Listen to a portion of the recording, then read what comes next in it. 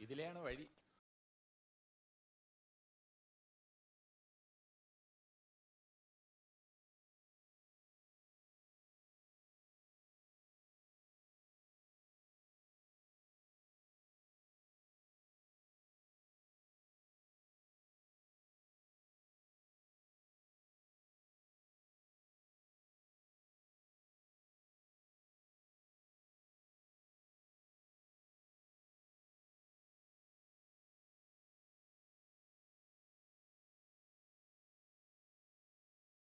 കല്യാണത്തിന് മുമ്പ് സ്റ്റെഫി എല്ലാം വിശദമായി സംസാരിച്ചത് കൊണ്ടാണ് ഞാനൊന്നും പറയാതിരുന്നത്.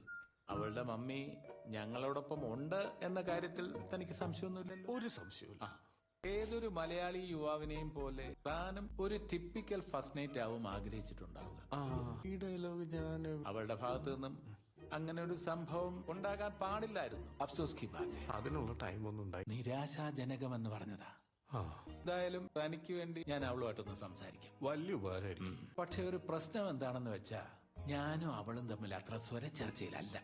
ആരും തമ്മിൽ? ഞാനും അവളും തമ്മിൽ. ഇത് കേക്കൂലേ? എന്റെ അനുവാദമില്ലാതെ അവൾ ഈ മുറിക്കകത്ത് കിടക്കില്ല.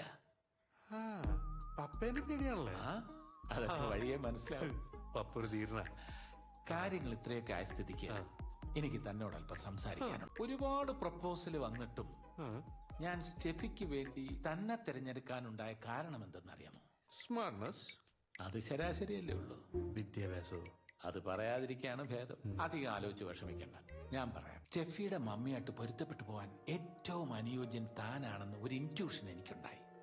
ഇന്നലത്തെ സംഭവത്തോടെ താനൊരു നല്ല പോരാളിയാണെന്ന് തെളിയിക്കുകയും ചെയ്തു. ആ കപ്പ് എനിക്ക് വേണ്ട പപ്പ. അങ്ങനെ പറയല്ലേ. ഇനി ഞാൻ പറയാൻ പോകുന്ന കാര്യങ്ങൾ രഹസ്യവാ. ആരും അറിയാൻ പാടില്ല. പപ്പയ്ക്ക് പേടിയില്ലെന്ന് പറഞ്ഞിട്ട്? എനിക്ക് അവളെ പേടിയില്ലെന്നല്ലേ പറഞ്ഞോളൂ. അവക്ക് എന്നെയും പേടിയില്ല. അപ്പൊ കോംപ്ലിക്കേഷൻ മനസ്സിലായില്ലേ? മനസ്സിലായി. അവൾ ആളൊരു നിർബന്ധ ബുദ്ധിക്കാരിയാ. ആര്? എന്റെ വൈഫേ. അപ്പൊ എന്നാ താമസം മാറാൻ പോന്നെ? ഇനിയിപ്പോ വാടകയ്ക്ക് വീട് പൊളിക്കേണ്ട കാര്യമില്ലല്ലോ. നമ്മുടെ വീടുണ്ടല്ലോ. Best of luck. ഇയാള് ശാസ്ത്രജ്ഞനായതെങ്ങനെയാ?